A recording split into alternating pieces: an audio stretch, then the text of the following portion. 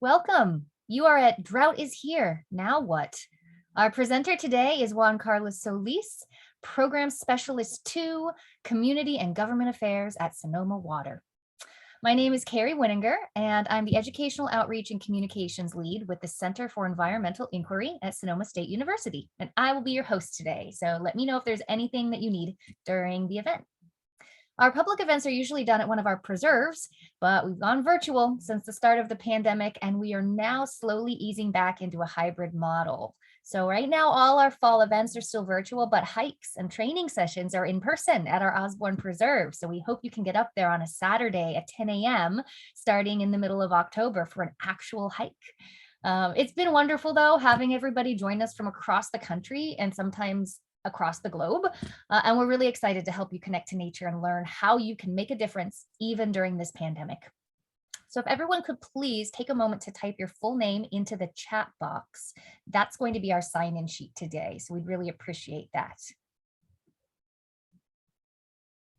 Sometimes Zoom handles do not match what your real name is. Thank you so much. So before I let Juan Carlos take it away, I'm going to tell you just a little bit about what the Center for Environmental Inquiry is and how we can be a resource to you. The center manages Fairfield Osborne Preserve, which encompasses 450 acres on Sonoma Mountain, as well as Galbraith Wildlands Preserve, which is 3,670 acres in Yorkville, Mendocino County. And pre-pandemic, we held our public events on site. We want to acknowledge, honor, and make visible that our preserves are the ancestral lands of Native peoples, and we encourage you to learn more at cei.sonoma.edu. What we do at the center is mobilize faculty, students, and community to solve complex environmental challenges, turning education into action. And we invite you to join our diverse community of learners and problem solvers, no matter your background or connection to the university, because all learners are important. All sectors of society are important. And if we're going to make a difference and be successful, we need everyone to get involved. We want you to leave today with a better understanding of our connection with the environment and some skills that lead to sustainable solutions. There's many ways you can get involved with us. You can engage in research. You can take one of our training programs to be a naturalist or a land manager. Learn about the virtual field collaboration for undergraduate classes, internships, student jobs. You can access data, lead events like these, or partner with us on projects. Or you can help create more programs like this by donating, since they are funded completely by the generous support of donors. And do come to our Saturday hike starting October 16th. That's the actual date. 10 a.m. Just show up at Osborne Preserve. So thank you for joining today. Please just know that each of you has a role to play. And I hope you will choose to get environmentally ready with us as we tackle the greatest environmental challenges in history. Today, we're going to focus in on an increasingly familiar challenge in California: drought. What's important to know about it? What can each one of us do to deal with the drought and to help it not happen as much or as intensely in the future? Juan Carlos is going to present for 45 or 50 minutes, and then we'll have a few minutes for you to all ask questions. By the end of it, we hope you feel a little more prepared to take care of yourselves and your families during drought and also help make a difference for the future. So feel free to email me after the event for any follow-up. I'm going to put my email in the chat. It is also the same address that you received an email confirmation from when you registered. And with that, a couple things about Zoom. We have your audio turned off right now. Feel free and turn it on if you have a question that you need to ask, or you can type that into the chat. And also you can turn your video on or off. It's up to you. I am now excited to turn it over to Juan Carlos.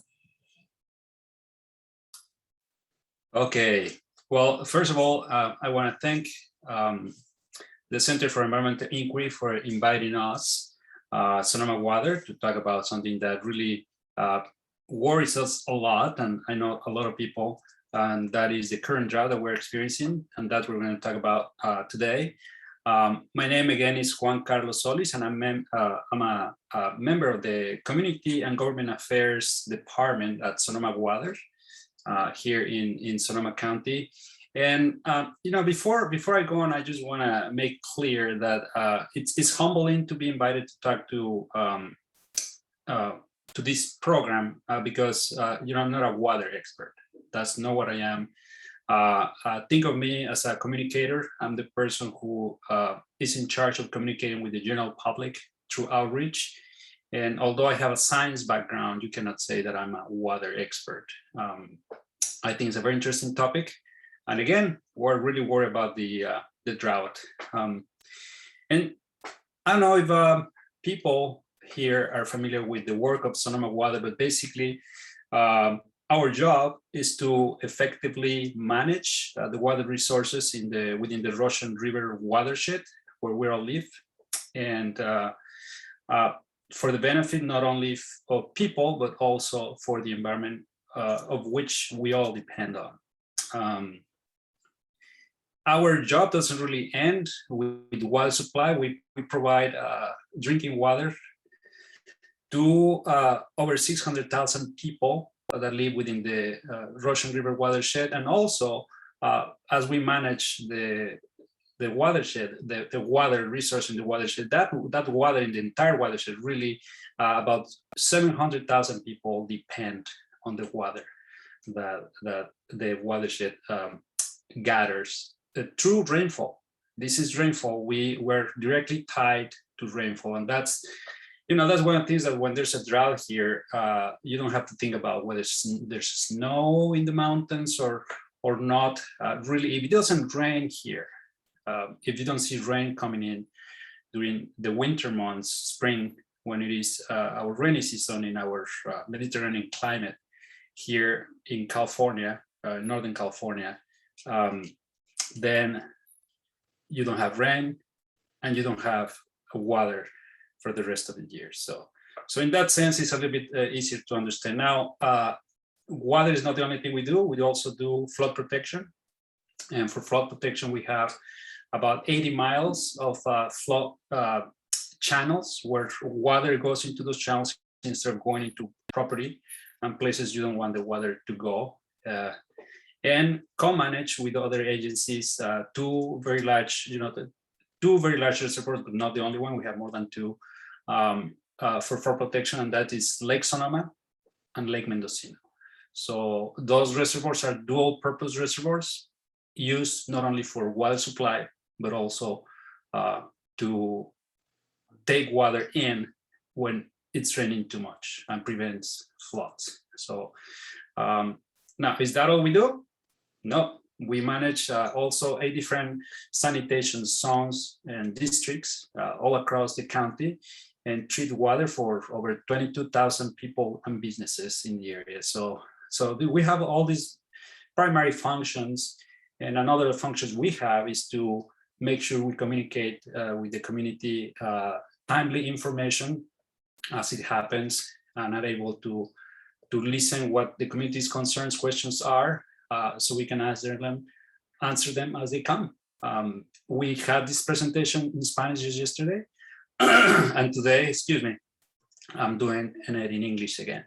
So that's our job. That's what we do. And now let me just share the screen and show you a few slides. So it's not me just talking.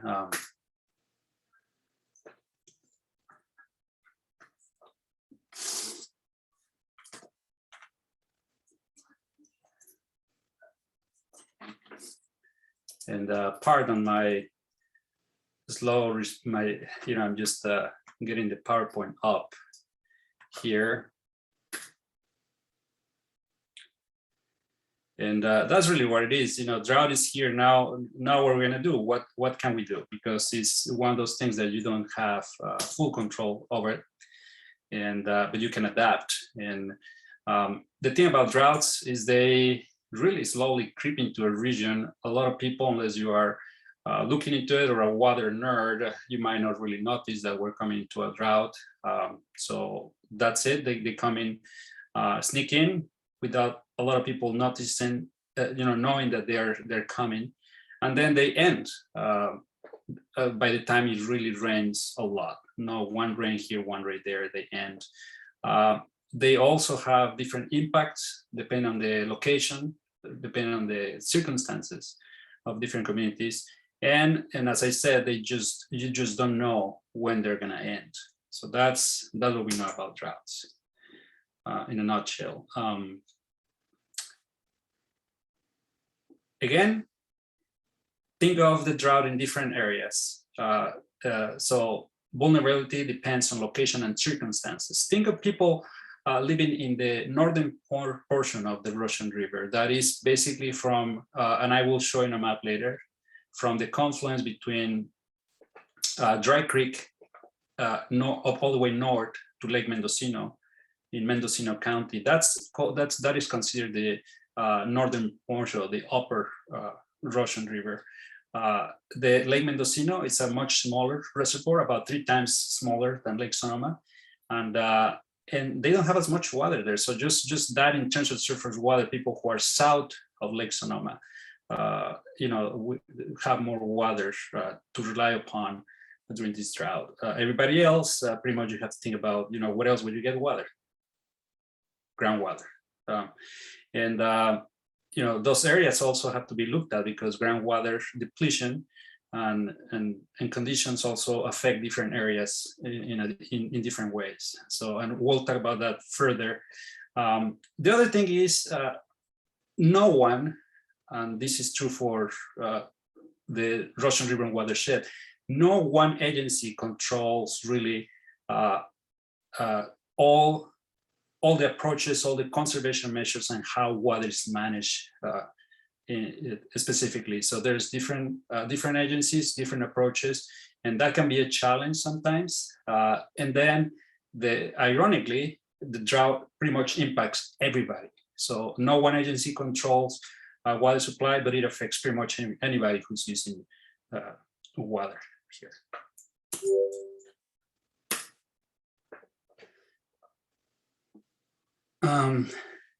If you look at the drought we're in, and this is, if you look at this infographic, we call it, first is divided in 4 quarters. Look at the upper 2 quarters that are lighter blue.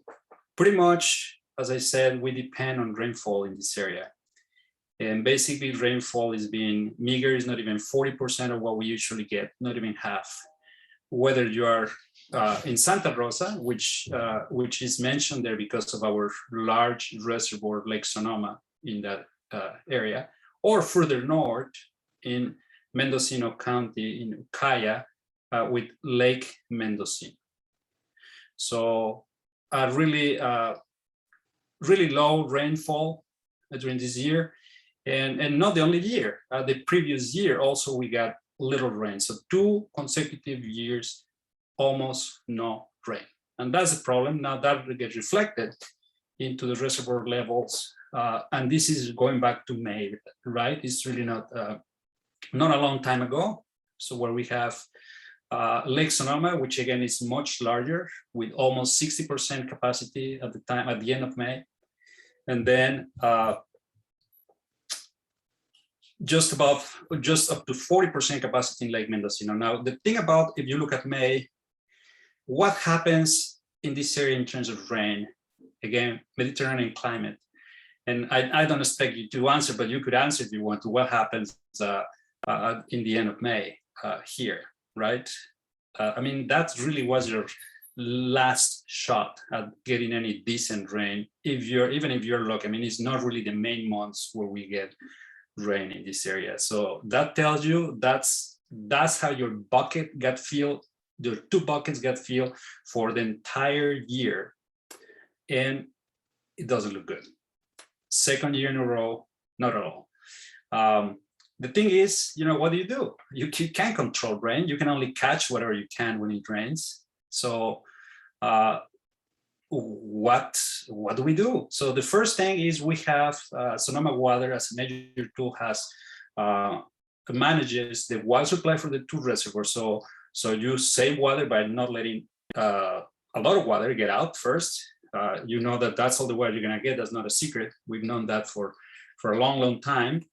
So one of the first things we have to do at this time, and I'm just gonna click on the next one, so you see how the supply changed just from about a couple months, just from the summer. Now we are at 45 in Lake Sonoma, 24 Lake Mendocino, and this is last week, so it's lower now.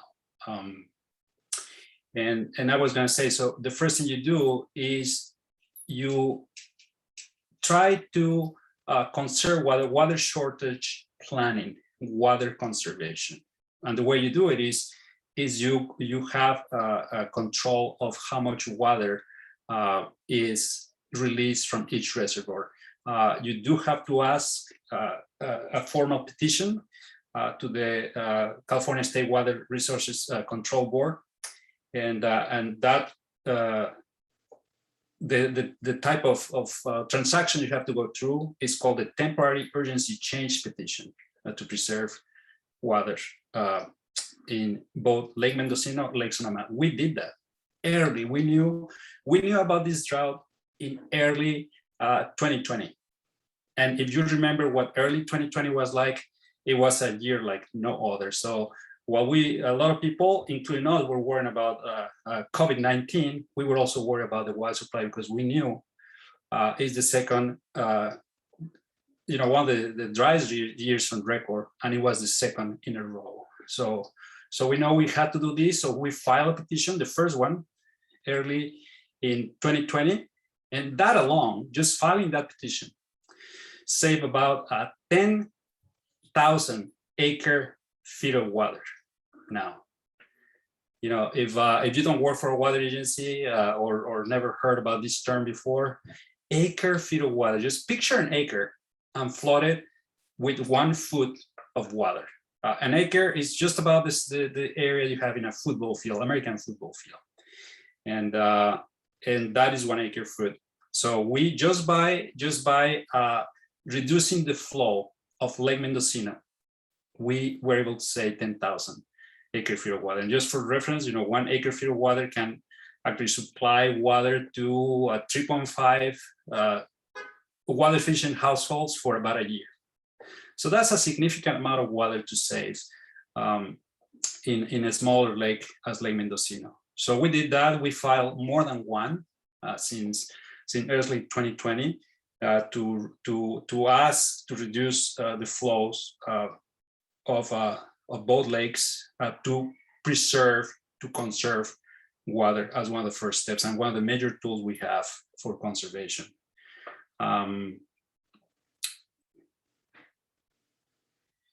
The other part is there was in part of all the community, all the people in Northern California, usage of water. We are really the champions of saving water across the state. And I'll talk more about that later, but that's the other approach in terms of trying to use less water in the area. But let me just take a step back before we talk about what I have right here. Not only water shortage planning and water conservation, but also implementing forecast-informed reservoir operations, which is something major we pioneer in the water industry. And we were successful, including last year, just right before this drought. And then again, a big public awareness campaign. Drought is here, save water. But as I said, let's just step back and in case, and many of you might be familiar with our water system here, but I can assume that. So let's just go, I'm just gonna go to the next one. And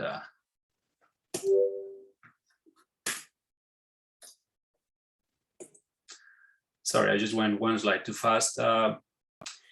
The beauty about the system we have here in the Russian River Watershed, and the watershed is that area that collects water into a major body of water, in this case, the Russian River, is that area that you see a darker green within the orange line. That's the watershed. So any drop that falls within that area, technically will go, yes, will go to many places, but a lot of it will go to the main stem of the Russian River and other creeks along there. So that's the water that we use and depend on.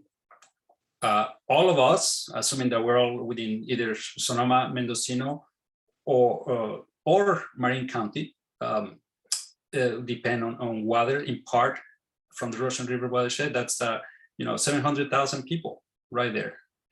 And the nice thing about having a water system like that is that it's really the system cleans water as nature has done it for millions of years, which is pretty much through filtration, through sediments. And the sediments in the Russian River are very conducive at filtering water. All you have to do is have clean, nicely graded sediments that are conducive again to filter water. In your alluvial plain, we have that in the Russian River, and then you have to have enough depth of those sediments to be able to filter the water by gravity, and then collected with a specific type of collector well. The brand is rainy collector wells, that's what they're called. And the way this works is, if you look at this illustration, first I want you to notice the major sources of water that we have for our water system. So when it rains, water collects in the watershed. We store that water in two major reservoirs, Lake Mendocino to the north, Lake Sonoma to the south. Lake Sonoma being a third, 3 times or over 3 times as large as Lake Mendocino in terms of capacity.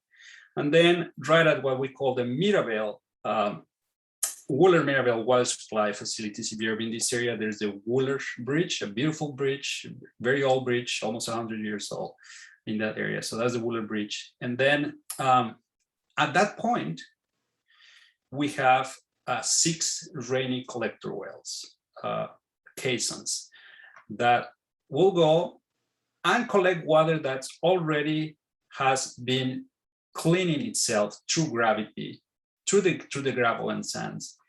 And then pretty much all we have to do with these collector wells is have the capacity to suck up that water, get it. We do have to add, due to federal and state standards, we have to add a little bit of chlorine to make sure there's no pathogens in the water when we send it out into the aqueducts, which is the next step. And change the pH to avoid having the water with maybe an acidic pH, a lower pH, react with metals, either through our aqueduct or through to pipes of different homes that might have, either copper, and or something like lead. So that will minimize significantly how the water will react with metals that can be harmful for human consumption. And then we send it out to our customers. Our customers really are not, not directly the people who are going to pay the bill. We send our customers, our customers is our water contractors, which are right here. There are 9 of them. And the only one that I don't see here, we have one, it's in Southern Marine. We also send a little bit of water to Southern Marine, not only Novato. And that's how people get water. That's how we get the water. So in terms of that, it's a natural filtration system. All we do, again, we change pH to make it less acidic, and also just a little bit, tiny bit of chlorine to eliminate pathogens in the water. And that's the story of our water.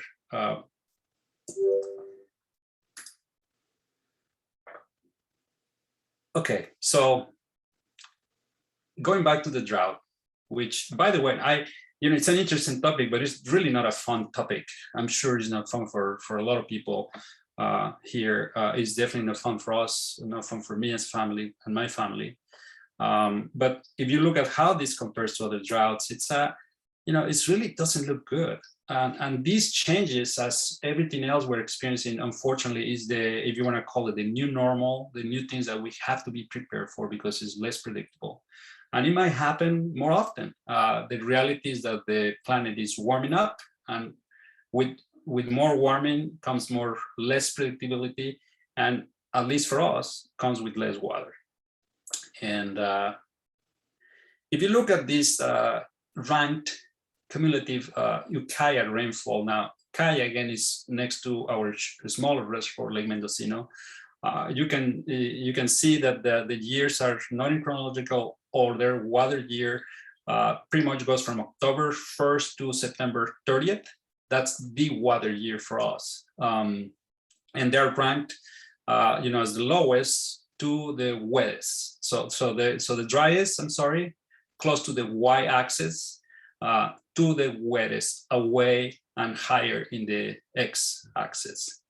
So you have not only, so the driest on record by itself is 1977. 1977 is the driest so far in terms of rainfall. But look at who follows them, 2021, 2020. So, and that is the problem. It's not only one, but it's two, right behind the driest. And again, that is the major concern here.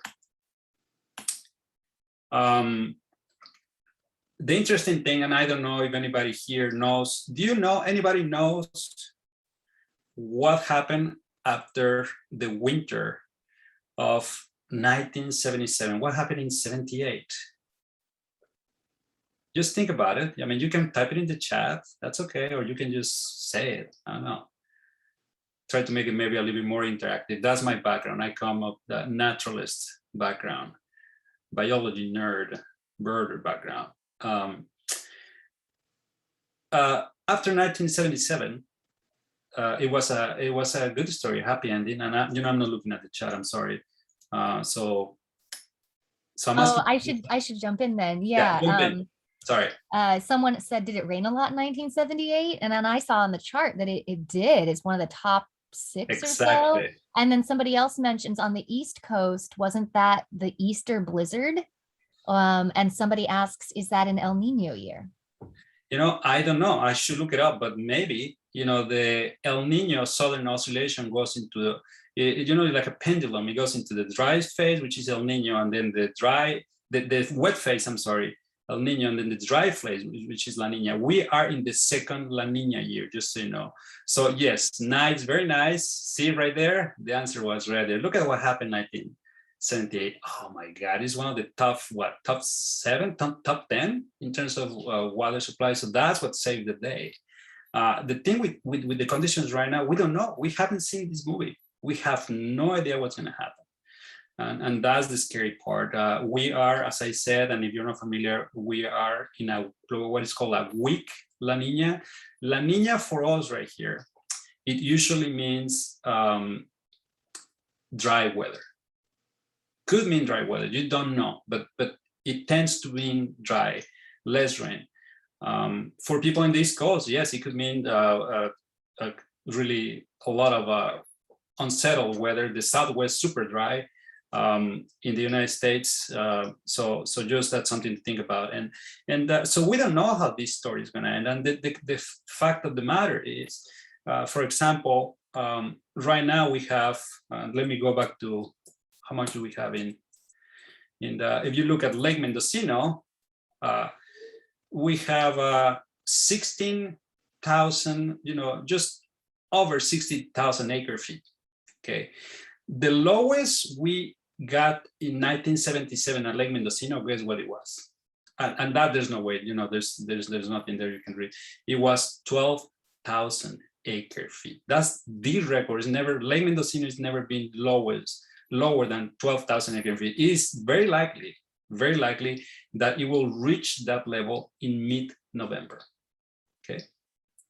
And if you look at the water supplies system, sorry, I don't mean to give you a headache going through here.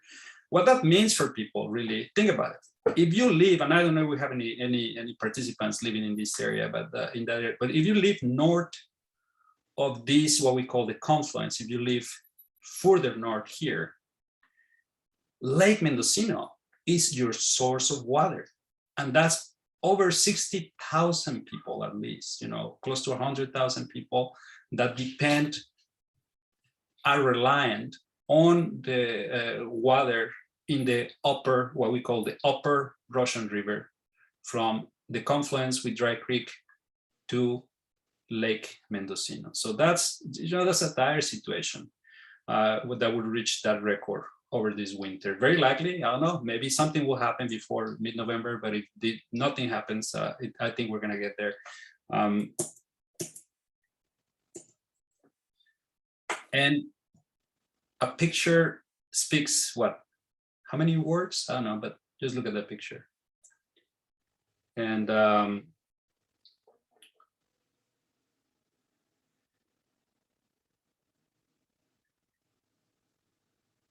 so that's Lake Mendocino, right? Then you got the same kind of, it's kind of the same graph for Lake Sonoma, again, a much larger reservoir.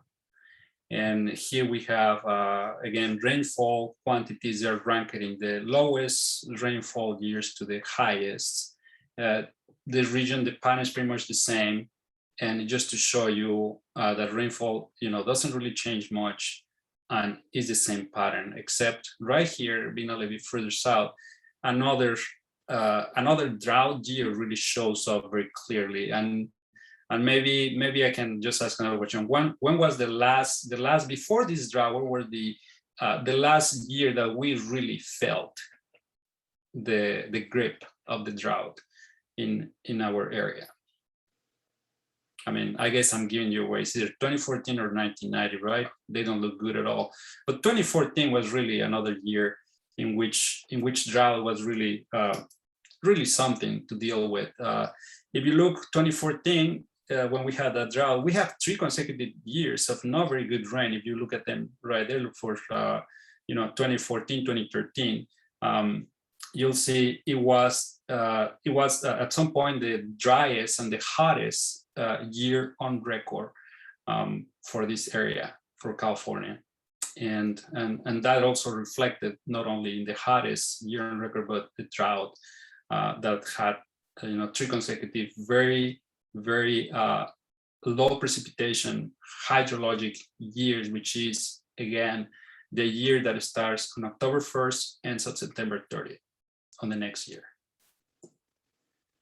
And that is what Lake Mendocino looked back in April. But there's less water now.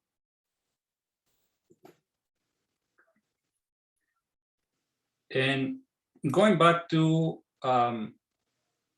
really years where we have trouble, where we have challenges in terms of water supply. Again, you have the contenders for the first 3 places in the race of low waters right there. We're right in the middle of it. And the latest drought that came, and other years that it's really been a challenge for water supply. This is a pattern. It's a worldwide pattern in many areas. The lack of reliable rain and water supply as the atmosphere changes. And really, the only thing we can do in that sense is adapt and come up with solutions to deal with that problem.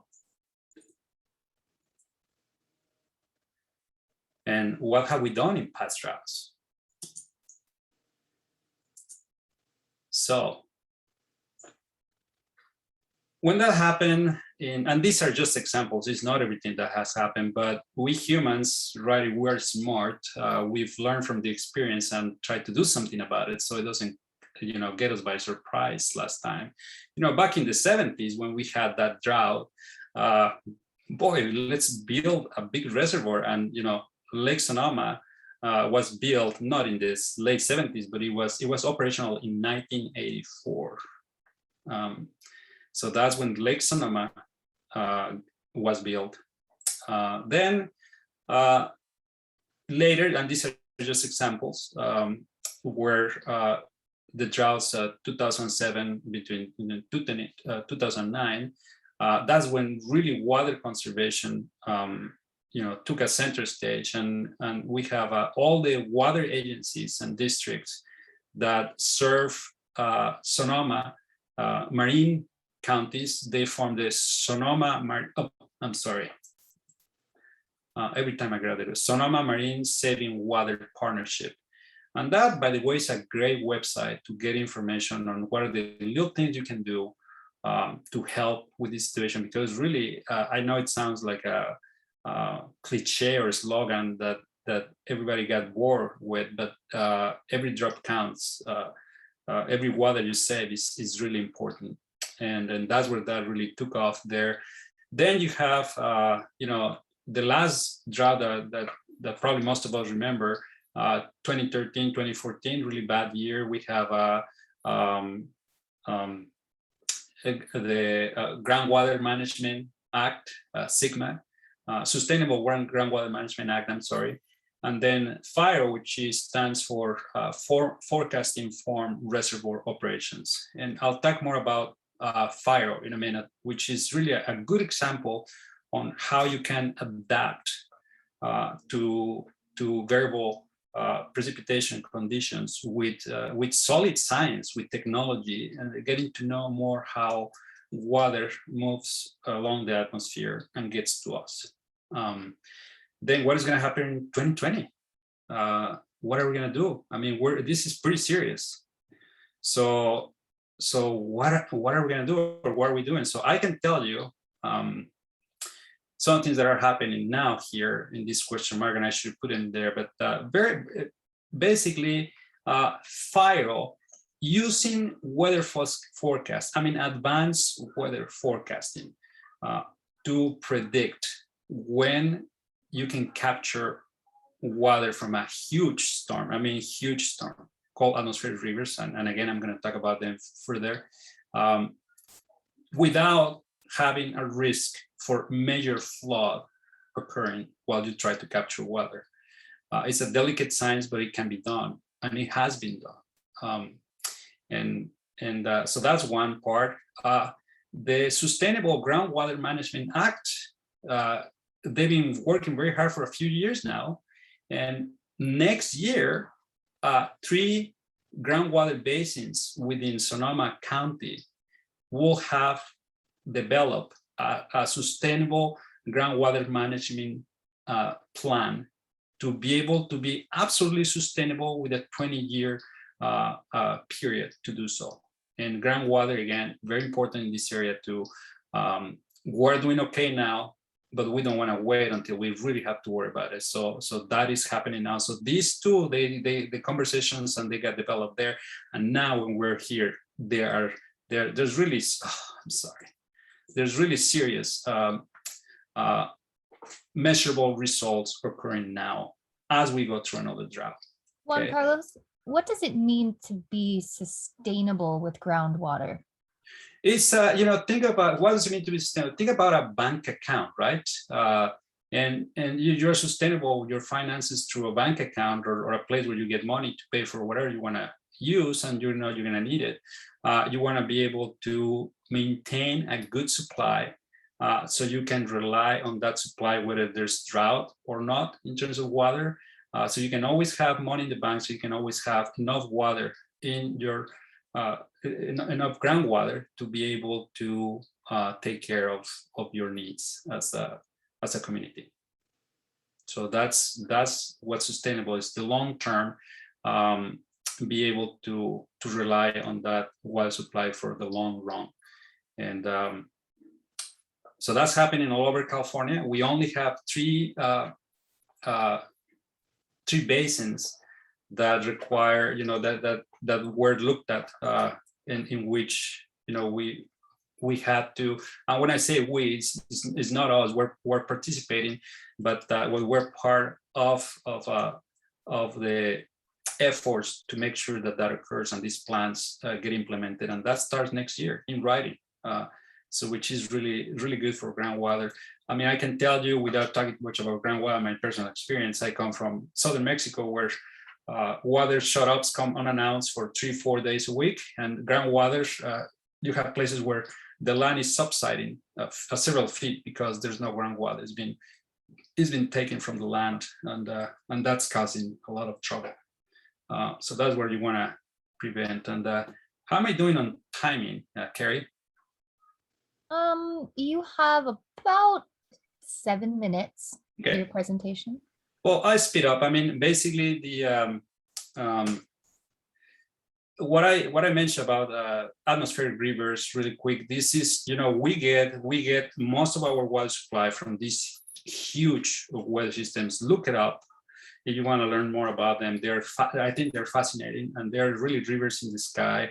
I was just reading a paper today. I just wanted to find out more, and they can be 250, 375 miles. They go, barely 1 mile up in the atmosphere, traveling hundreds of miles, and they can have 7.5 to 15 times to 27 times the flow of the Mississippi River, which at the Gulf of Mexico is 593,000 cubic feet per second. It's mind blowing what these rivers can carry, and we get about 4 of them every year or so. We get a few, and that's how these are different colorations, means different densities of water vapor in the atmosphere. So that means we're getting heat pretty much. This is the Baja Peninsula, just for the map doesn't show this, and this is where right here, California, getting hit by an atmospheric river. This is how we get over, or about 50% of our water supply. Water is tropical moisture that crosses the North Pacific, the Northeastern Pacific, and gets to us that way. That's how we get our water, okay? And the trick is you want to capture as much, but you do not want to flood. And so that's Reservoir Inform forecast informed reservoir operations. I'm sorry. The way we learn real quick is you learn sometimes by making mistakes, right? Okay, so this graph just showed you, this is 2012, you start in 2012, then you go 2013, 2014. And we work for this with several agencies, and particularly in terms of research, which is very important. And I know being in this program is very important to mention that this is an adaptation that came out of getting specific data on water vapor in the atmosphere through Scripps Institutional Oceanography. And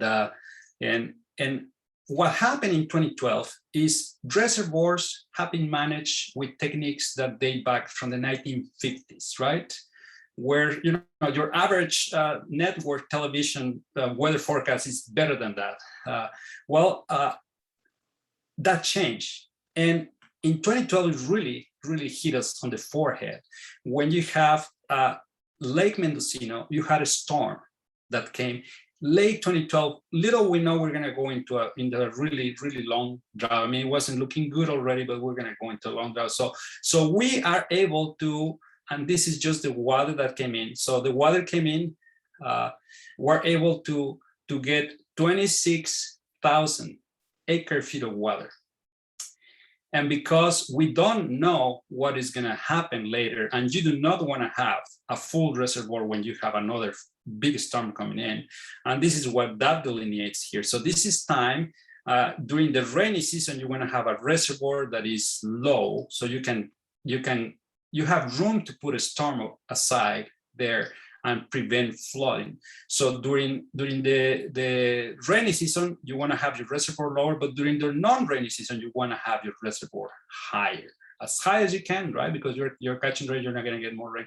Well, we got that storm, but we then, and when I say we, this is really the Army Corps of Engineers who we work with and who they control the level of in this case Lake Mendocino for flood control purposes. That's not really our job, but we work in collaboration because we manage it for water supply, just to make the clarification. But that water was released, and then you go into a drought. So that's what happened. You release that water, and then you end up with really less water later on during a drought in 2014, where you could have all these that you just dropped and let go to make room for a storm that never came, and then what you got was a drought. So that's what happened, but we learned our lesson, and last year, we were able to make that back in almost 11,000 acre feet, which is about 20% of Lake Mendocino. Taking in with the specific data on weather, taking in the last storm pretty much on 2019 before we went into a first dry year with a deep La Nina, which was 2020. So that saved the day really in terms of getting more water back from our experience when we missed the chance to do that in the last drought in 2014. So that's something that I really want to highlight as something that we pioneer. As Sonoma Water, again, we manage the reservoir, in this case, the two reservoirs for water supply, not for flood control, but we work together with the Army Corps of Engineers to advise in terms of how do we operate that reservoir to capture more water for water supply. Then the big conservation campaign that we have going on, and that's probably the last thing I'm gonna say before we start taking questions is really anything that you can do to save water really helps. The website savingwaterpartnership.org is really a good tool to really learn a little bit more about what you can do. Anything from getting a garden that doesn't require water, avoid getting grass. We're doing a lot of media and really trying to communicate with the community as to what can they do to help. On October 9, we have something that we call the Drought Drop By, where you can pick a free water saving kit. It's in the partnership website, but I just wanted to show you, just to keep it in your calendar if you can. You just drive by and get all these nice little things so you can be encouraged and inspired to save water with us. Juan Carlos, I actually participated in one in Marin, and it was wonderful. Yeah, the nozzles are like really good quality, low flow hose nozzles for your backyard. I'm impressed. You guys must have saved a lot of money somehow to do this, but it's really impressive, and I encourage everyone to take advantage of it. So thank you for listening to talk for about 45 minutes. I really appreciate that. And then I guess we can go for some questions. That's great. Was this your last slide, or are you cutting out? That's the last slide. I wanna, I wanna allow enough time for interaction. Okay. All right. Well, thank you so much, Juan Carlos. If anybody has questions, this is the time we can all just turn on our cameras and talk out loud, or if you're shy, feel free and put it in the chat and I will ask it for you. I do have a couple questions already that have come in from private chat that I can ask while people are opening up their cameras. So first off, I don't know if you'll have the full answer to this, but okay. How do we balance the water needs of humans with environmental impacts of dams, water flow restrictions, etc.? Okay. It is definitely a challenge managing the water needs of humans with the water needs of wildlife, right?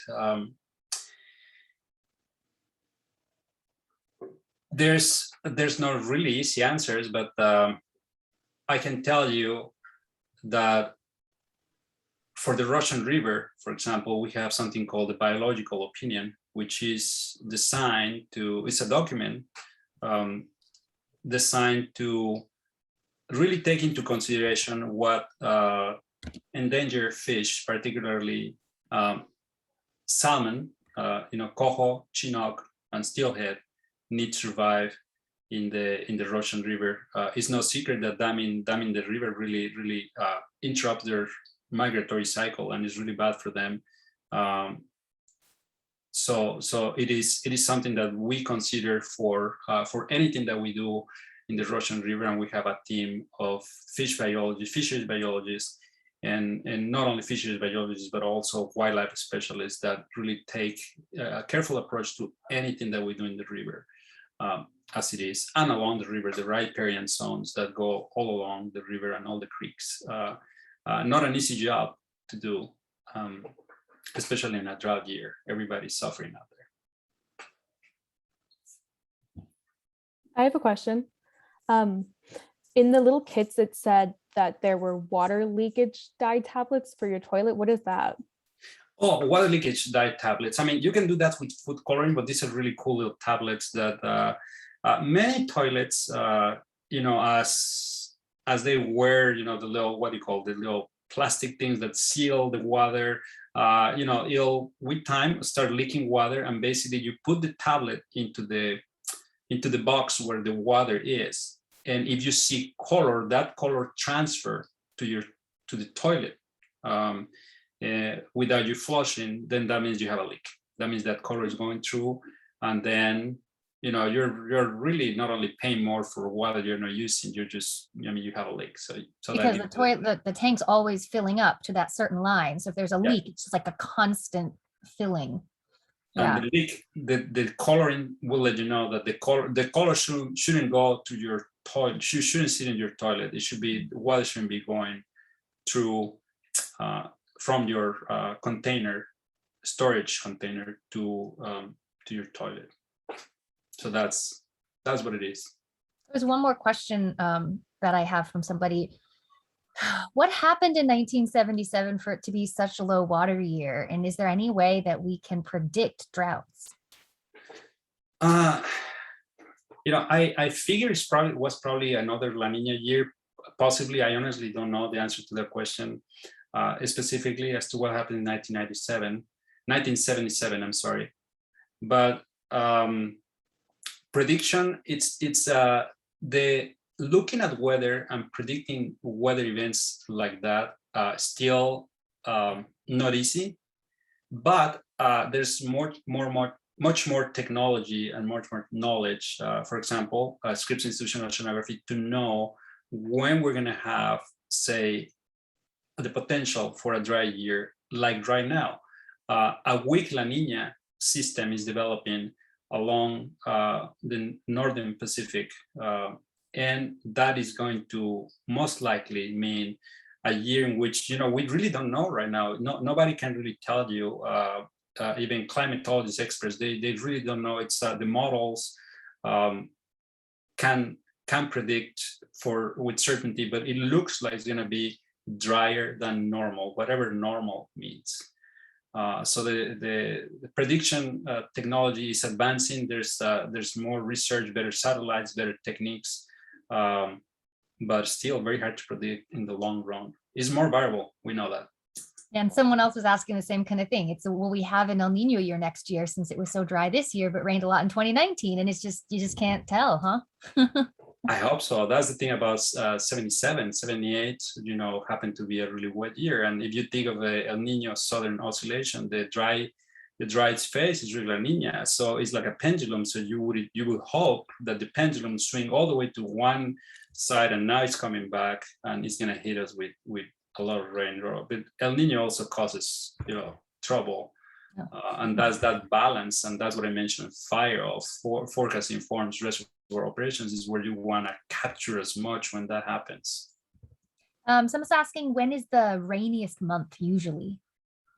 Your rainiest months, basically, you're talking about, we're going to go right into it. But if I have to choose three, let's say December, January, and February, that's it's the Gregorian calendar, and that's different from the what the climate is going to do. But those are usually your best bet as getting them as much rain as possible. Wow. And is there anything else that you would recommend that homeowners or renters or anyone here could do besides pick up one of these kits and just be aware of their water use? Yeah, we're really at the end of the a lot of things that we do outdoors when the weather's nice. So try to really look into outdoors, see where you can cut water. You have, if you have grass, for example, don't feel bad about it. However, if you maybe want to have half as much or get rid of it and put some nice native plants, that might be a great idea. Many cities will give you money per square foot of grass, so you can at least pay for part of your project of removing that grass. That's an idea that you can do. Awesome.